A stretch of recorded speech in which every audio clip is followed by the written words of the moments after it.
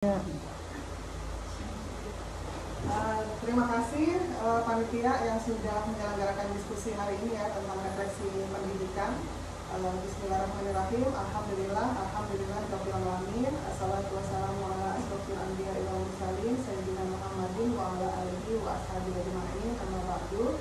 Yang saya banggakan Ketua Hati Fakultas Adab ya, Fakultas Syariah, Fakultas Adab dan Humaniora, teman-teman pengurus di Pemerhati Fakultas Adab. Alhamdulillah saya senang sekali diundang hari ini, seperti pulang ke rumah sendiri karena saya dulu Sekum Komisariat Fakultas Adab di HMI-nya. Jadi Sekum Komisariat Fakultas Adab, setelah itu baru ke Pemerhati Bako, sempat di cabang, terus sempat di Pemerhati Bako. Waktu itu saya bendung Pemerhati Bako, terus di HMI di Pemerhati TB-nya sebagai wasekjen. Setelah itu baru yang tadi gitu ya. Jadi kurang lebih dari tahun 99 sampai 2024 saya berorganisasi terus, nggak pernah berhenti. Jadi jangan khawatir, kalian nih ikutin aja. Setelah lulus kuliah juga masih banyak organisasi perempuan, tempat beraktualisasi diri. Jadi sekarang fokus aja kuliah gitu, jangan keasikan organisasi karena insya Allah seterusnya masih banyak organisasi di luar gitu ya. Nah, kita sekarang memperingati Hari Pendidikan Nasional. Jadi kenapa sih kita itu penting banget untuk memperingati Hari Pendidikan Nasional? Pertama adalah karena memang kita ini kan sekarang ini sedang kuliah ya, berarti kita juga dalam rangka menempuh pendidikan. Kemudian yang kedua, kita adalah aktivis-aktivis perempuan. Yang ketiga, kita adalah mahasiswa. Mahasiswa itu kan agent of change ya, agent of change di mana kita itu menjadi perantara antara masyarakat di belakang kita. Masyarakat itu misalnya keluarga kita, tetangga-tetangga kita, dan masyarakat yang lainnya. Dan kita juga fasilitator gitu ya dengan kekuasaan. Jadi kita bisa menyuarakan aspirasi masyarakat di belakang kita. Nah, di dalam Al-Quran sendiri di surat An-Nisa ayat 32 itu dikatakan bahwa perempuan dan laki-laki itu punya hak yang sama untuk mendapatkan rezeki, dan ini juga termasuk dengan pendidikan. Artinya di mata Allah ya, dalam agama Islam itu tidak ada perbedaan antara perempuan dan laki-laki. Semua punya hak yang sama. Yang mulia di sisi Allah adalah ketakwaannya. Jadi mau perempuan mau laki-laki semua punya hak yang sama dalam berbagai bidang kehidupan. Nah, kemudian selanjutnya aksesibilitas. Bagaimana kita memahami atau memaknai refleksi dari Hari Pendidikan Nasional itu? Kita pengennya sih semua perempuan itu punya akses yang sama terhadap pendidikan ya. Jadi tidak hanya masyarakat perkotaan saja, tetapi juga teman-teman kita atau adik-adik kita di tempat-tempat lain, baik itu di pedesaan maupun misalnya di daerah 3T. Kalian pernah dengar 3T? 3T itu daerah terluar, terpinggir, pokoknya yang terdiskriminasi gitu. Nah, kemudian kenapa perempuan itu perlu gitu ya untuk mengakses pendidikan? Karena dengan pendidikan itu derajat seorang manusia itu akan diangkat oleh Allah. Ya enggak? Kalau kalian pernah mendengar satu peribahasa ya, peribahasa dari Khalil Gibran ya, gimana kan? Yang kalau kamu tidak tahan berlelah-lelahnya belajar di waktu kecil atau di waktu muda, maka kamu harus tahan berlelah-lelahnya bekerja di hari tua. Jadi kalau kita lihat di sekitar kita, misalnya ada orang-orang yang tidak beruntung mendapatkan pekerjaan yang ekstra gitu ya, ekstra keras gitu ya dengan segenap upayanya ya, karena mungkin dulu mereka belum mendapatkan akses pendidikan yang baik gitu ya. Lihat teman-teman atau misalnya senior-senior atau misalnya orang-orang yang posisi pekerjaannya bagus, itu kan rata-rata orang yang berpendidikan kan gitu. Jadi semakin tinggi pendidikannya, peluang untuk meningkatkan taraf hidupnya itu juga lebih besar gitu. Oke, next. Terus selanjutnya juga sebetulnya dalam segi pendidikan di Indonesia ini sudah ada dukungan undang-undang ya, undang-undang Sisdiknas, kemudian macam-macam, ada undang-undang guru dan dosen dan undang-undang lainnya. Itu bahkan dikatakan ada wajib belajar Ya, di Indonesia ini kan ada wajib belajar 12 tahun. Nah, wajib belajar itu artinya semua itu seharusnya ditanggung oleh pemerintah. Wajib belajar itu kan sekolah gratis ya, anak-anak usia sekolah dari SD sampai SMA sepanjang 12 tahun itu mereka harus bersekolah dan gratis gitu. Tapi memang realisasinya tidak semua gratis ya, tidak semua gratis dalam artian yang gratis kan baru sekolah negeri kan. Ya, sekolah-sekolah swasta masih bayar dan mahal gitu ya. Makanya ketika tahun ajaran baru biasanya pas PPDB online itu rebutan ya, rebutan banget gitu. Nah, kemudian pemberdayaan ya, pemberdayaan refleksi kita untuk memperingati Hari Pendidikan Nasional ini adalah bagaimana kesempatan untuk perempuan mengembangkan potensi dirinya melalui pendidikan yang berkualitas. Jadi kita ini semua perempuan itu punya potensi, tinggal bagaimana kita bisa menggali potensi kita. Kemudian menghapus diskriminasi gender.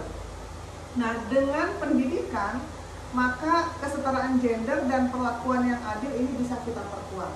Kenapa begitu? Karena kalau misalnya kita ini tingkat pendidikannya rendah ya, tingkat pendidikan yang rendah otomatis kan dia aksesnya untuk bekerja juga terbatas ya. Bayangkan misalnya tamatan SMP atau tamatan SMA, terus sama nggak kira-kira ketika nanti mencari kerja dengan tamatan S1 atau S2? Beda. Semakin tinggi pendidikan perempuan maka semakin tinggi aksesnya untuk kesetaraan gender, aksesnya untuk mengikuti posisi-posisi tertentu gitu ya. Misalnya dia mau jadi politisi kah, mau jadi akademisi, atau misalnya mau jadi pengusaha dan lain-lain, itu lebih terbuka luas. Nah, kalau perempuan itu punya akses pekerjaan yang bagus, yang layak, maka dia akan ekonominya kan meningkat ya. Perempuan dengan ekonomi yang meningkat, ekonomi yang bagus gitu, dia lebih mandiri, kemudian juga lebih kuat ya. Kalau kalian perhatikan banyaknya kasus KDRT ya, kekerasan dalam rumah tangga, atau misalnya kekerasan dalam pacaran. Nah, itu ya, dalam rumah tangga aja deh, kekerasan dalam rumah tangga itu rata-rata karena perempuan tergantung secara ekonomi ya kan. Misalnya ya dia tergantung secara ekonomi, dia tidak bekerja, terus dia punya anak-anak, pikirannya panjang gitu ya, sehingga dia terjebak dalam satu hubungan yang tidak sehat. Misalnya dia memikirkan kalau cerai nanti anaknya sekolahnya gimana, kesehatannya gimana, biaya hidupnya seperti apa. Akhirnya dia menahan gitu ya, menahan perlakuan-perlakuan yang tidak sehat gitu ya, hubungan yang toksik gitu. Nah, akhirnya ya itulah banyak terjadi kekerasan dalam rumah tangga. Nah, sehingga kalau perempuan mandiri itu dia mengurangi kesenjangan, mengurangi ketidaksetaraan. Kemudian bicara tentang kurikulum. Nah, kurikulum pendidikan itu sebetulnya diputuskan itu kan oleh Menteri Pendidikan Nasional ya. Beberapa kali ganti kurikulum ya, ganti menteri, ganti kurikulum. Kurikulum itu kan misalnya dulu pernah ada kurikulum CBSA, cara belajar siswa aktif ya. Terus ada kurikulum KTSP. Kurikulum KTSP itu tahun 2006. Setelah tahun 2006 itu tadi Kurtilas, kurikulum 2013. Sekarang kurikulum apa? Kurikulum Merdeka. Udah peralihan nih. Ini hampir sama kejadian ketika peralihan antara kurikulum 2006 yang KTSP dengan kurikulum 2013 itu dalam beberapa waktu ada 2 kurikulum. Jadi tergantung sekolah, dia kalau sudah siap memperlakukan kurikulum 2013 maka diperlakukan itu, kalau belum siap masih KTSP. Jadi akhirnya nggak seragam. Sekarang juga kayak gitu, masih masa peralihan, ada yang masih pakai Kurtilas, ada yang sudah mulai kurikulum Merdeka ya. Tapi nggak tahu nih nanti kalau sudah jadi yang menteri baru, kan ini penyusunan kabinet nih, kita nggak tahu apakah nanti pas penyusunan kabinet ini menterinya masih mau pakai kurikulum yang Kurtilas atau mau di Merdeka semua gitu. Nah, seharusnya di dalam kurikulum itu mencerminkan kebutuhan dan potensi perempuan, kemudian menekankan pada hak asasi manusia dan kesetaraan gender. Kalau zaman dulu, zaman saya SD dulu, di buku bacaan, kalau kalian mungkin nggak ngerasain ya, ada misalnya ini Ibu Budi, Pernah nggak dengar itu? Masih sempat belajar itu. Ibu Budi pergi ke pasar, ini Bapak Budi pergi ke kantor gitu kan. Nah itu kan sebetulnya menstimulasi atau di bawah alam sadar itu mengatakan bahwa menanamkan di anak-anak didik bahwa perempuan itu wilayahnya domestik, laki-laki itu di wilayah publik. Sekarang udah nggak ada gitu ya.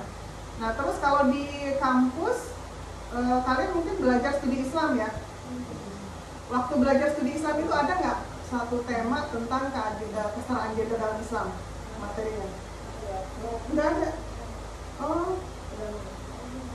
Tapi temanya studi Islam kan? Ada tentang tasawufnya misalnya. Ada kebudayaan. Lebih banyak sejarah sih di studi Islam kan? Oh, kalau di tarbiyah itu kita sisipkan satu materi tentang keadilan dan kesetaraan gender dalam Islam. Jadi walaupun dia satu sub materi di dalam satu mata kuliah itu, tapi kita ingin menanamkan bahwa sesungguhnya kesetaraan gender itu di dalam Islam itu sudah terjadi bahkan sejak masa Rasulullah. Misalnya pada masa Rasulullah itu kan istrinya Khadijah, itu kan beliau seorang saudagar ya, seorang pedagang sukses pada masa itu. Berarti kan dia bekerja di wilayah publik. Terus Siti Aisyah juga kan seorang perawi hadis, guru bagi sahabat-sahabat gitu ya. Nah, itu juga. Jadi dan banyak tokoh-tokoh lain pada masa sejak Rasulullah, Khalifah dan seterusnya, kalian pasti lebih tahu karena belajar sejarah ya. Nah artinya di dalam Islam itu sesungguhnya kesetaraan gender itu sudah diberlakukan sejak lama gitu. Hanya saja sekarang ini seolah-olah kita itu ngikut gerakan feminis dari Barat gitu ya, seolah-olah yang mengutarakan kesetaraan gender itu Barat, padahal Islam udah dari dulu gitu. Oke, next. Nah, data kesenjangan gender di bidang pendidikan, sebenarnya tentang gender banyak ya, tapi saya hanya fokus kepada kesetaraan gender dalam bidang pendidikan aja. Rata-rata lama sekolah bagi perempuan di Indonesia itu sekitar 7 tahun, sedangkan untuk laki-laki